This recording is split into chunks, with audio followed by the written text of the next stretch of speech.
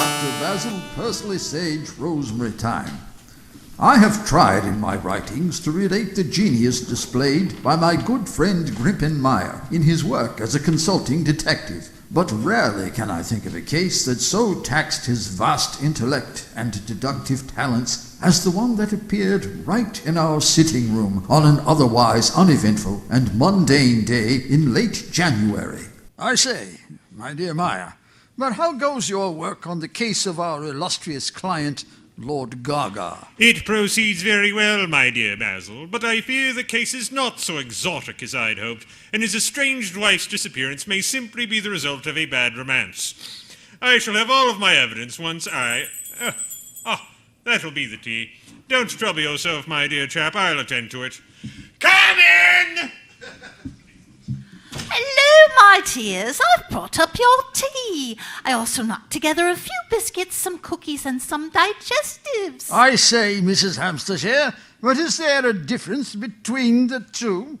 Not that I can see. Can I get you lads anything else? Some sausage rolls? No, thank you, Mrs. Hampshire. Are you sure? It wouldn't be any trouble at all to just make you some tiny sandwiches or some eggs in a basket. No, thank you, Mrs. Hampshire. We'll be fine.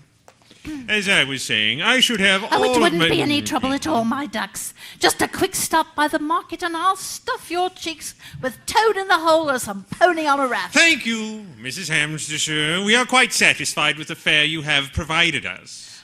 All right, my dears. Ta. I say, Mrs. Hampshire may be the picture of a doting house mom, but there are times her good-natured attentions can become almost oppressive. One moment. This is going to be good. Why, to borrow from the vulgar, I may well describe it as a bit of a pain in the posterior. Oh, dear. I say, doctor, you seem startled. Are you in pain? Have you been stung by a bee? You see, have you swallowed a bee? No, Have you lost a wager to a bee who is coming by to repossess your begonias and break your legs? A pain in the posterior, am I? Oh, my dear Mrs. Hampshire, it's not as unflattering as all that. No. I meant you were a pain in the posterior in the most pleasant possible manner. Pleasant? Like a spanking. Yes, a spanking. From a beautiful woman. Dressed like a schoolmistress. Yes, a schoolmistress who takes out a yardstick and calls you to the front. Because you've been such a naughty pupil. Oh, yes, thank you. That will be quite enough, gentlemen. I accept your apology. Good day. Tea? Yes, I think I will. 2 lumps of sugar, please, my good man. I say, this is most curious. The sugar seems to be levitating out of the bowl. Most curious. Do you suppose, old chap, that it may be that new light sugar? I can think of no other explanation, save that it's somehow possessed by a mischievous spirit. Good heavens! Now your chair is floating! Indeed, without doing me the courtesy of letting me off. One moment. I'll fetch my cane and have you down in... God save the Queen! Oh, good Lord, Meyer. Are you all right? I believe so. There's no doubt in my mind now, dear doctor. We are beset with a restless spirit. I'll show him what for. Doctor! Take that, you invisible cur. I'll teach you to haunt our proud nation. We are beset with a restless spirit. Indeed. Stop this at once. Your weapon will do little good against an entity that is dead already. Right you are, Meyer. Let us consult the library. Indeed. Here we are. The Winchester Spirit Manual. Do read the recommended treatment, if you please, dear doctor. Until such time as the spirit can be identified and properly dealt with, salt and iron filings can be used to repel said spirit. Splendid. I'll just ring up Mrs. Hampshire and have her send out for some. No need, old boy, no need. Every man like myself, who has served in Her Majesty's Royal Steam Forces, keeps at least 2 revolvers packed with rock salt handy at all times. Double splendid. On the count of bang. Bang, bang, bang, bang, bang, bang, bang, bang, bang, bang, bang, bang, bang, bang, bang, bang.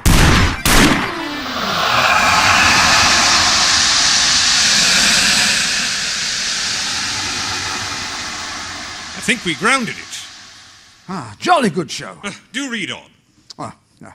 This will weaken the spirit for a short time until you can identify who they were in life. Find their grave, exhume their body, and then salt and burn the remains. Well, that sounds simple enough. We'll just... Ghastly. Perhaps if we just helped to give this spirit some sort of peace, it would leave of its own accord. Perhaps it is the victim of a violent crime, possibly perpetrated upon these very premises. I see. Doctor, please consult the library for my scrapbooks of articles of interest. Find, if you will, the volume from 3 years previous to our moving into these lodgings. 3 years, here we go. Let's see. Consulting detective seeks shapely woman with a mutton chop fetish to dress as a schoolmistress. No. Not the classifieds. No, not that one. Let's see. Moving on. Woman found dead in the residences of 116B Duley Hill. No cause of death could be found, save the last words she cried to her sister as she passed. It was the speckled band. Aha! That's it, dear doctor. It is? This apparition that queers our tea time may well be that same young woman crying for justice from beyond the grave. A wrong that can only be righted by the greatest consulting detective our proud nation of Albion has ever seen. Her spirit will finally rest. Basil, hang about. Here's another article from a year previous. Oh? Man found hanged in his bedroom. Constables on the scene believe it to be a suicide, the result of paranoid hysteria, as he had recently increased the security about his rooms at 116B Duley Hill. Well, I, the great consulting detective Grimpenmeyer, can easily sort out 2 mysterious deaths before supper, perhaps even before... 2 years before that. Yes? Man found with his throat slit, ear to ear, in his sitting chair at the residences of, wait for it, 116B Duley Hill. In fact, I think it's your chair just there. What? A month before that, constables called to 116B Duley Hill to investigate a mass homicide. Good Lord. The number of victims cannot be identified as yet until Steamford Yard is able to assemble all of the body parts of the victims. Oh, God. But so far, 7 hands belonging to at least 4 separate but thank you. Dear Lord, no wonder we were able to procure these rooms at such an affordable price. I did wonder why all of our furniture was red. Well, there's nothing else for it. We'll just have to contact the spirits directly.